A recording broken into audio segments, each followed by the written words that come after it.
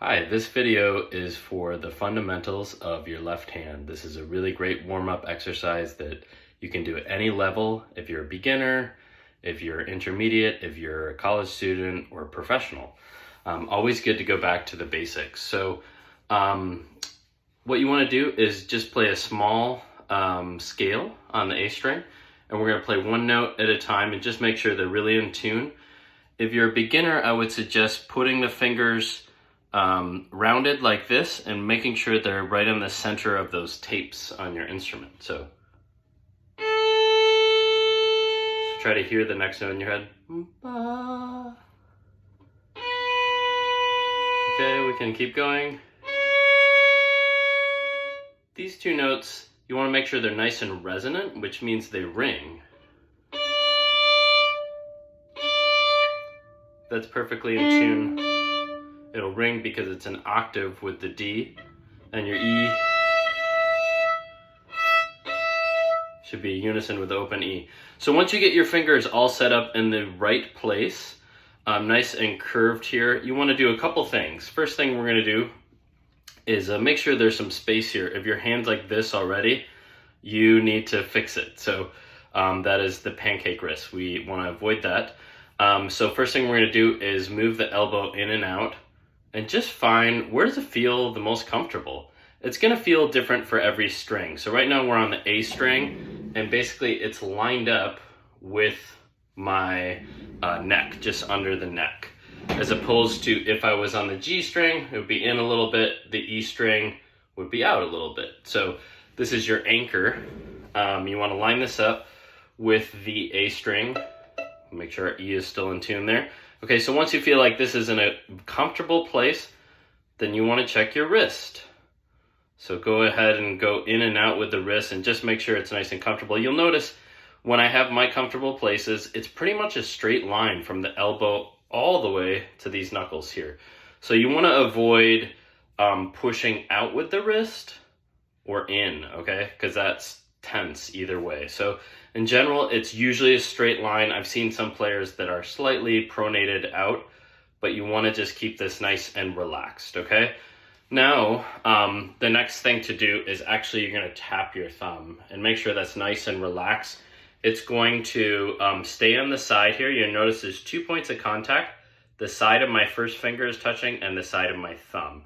Now, it is not squeezing. It's a nice U shape, not a V, okay? So I don't want to push in. I don't want to push under with my first finger like that or under with my thumb. I want to keep this nice and relaxed. So I'll check those fingers again. Don't take your hand off while you're doing all this, all right? So there's my E, still nice and resonant. Now, once I feel pretty good with that, I can tap my thumb on the side. Everything is good and relaxed. You'll notice that the finger knuckles are in line with the fingerboard, okay?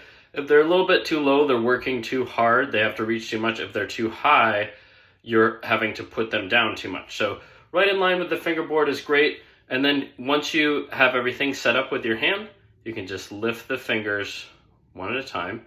I would say try to do at least 5 taps for each finger, and I'm lifting from this base knuckle here, okay? And you want to hear them a little bit.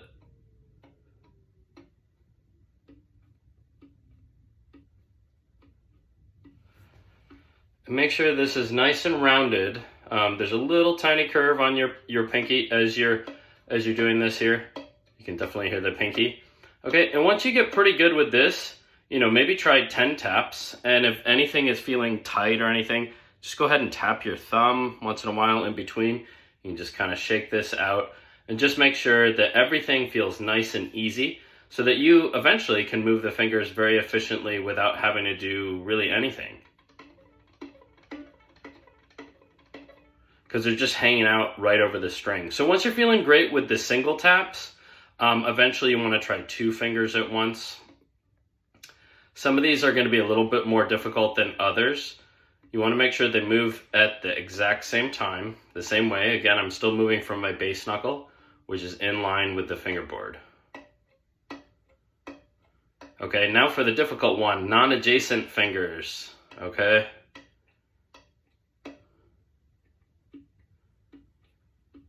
Again, I would be doing at least 5 of these, maybe 10 as you're feeling more confident.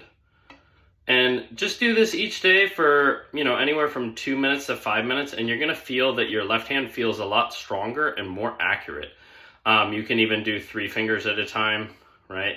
Okay, you can, oops, my brain got a little confused there. So there's all different kinds of combinations you can try.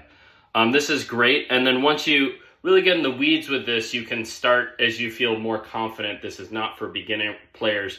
You can put fingers on other strings and try different combinations or maybe an extended hand shape. You'll find that in 2 books, I would highly suggest to check out some of Carl Flesch's Urstudien and also the Dunis Daily Dozen. So, all right. Hope this helped you out, and best of luck. Let me know if you have any questions.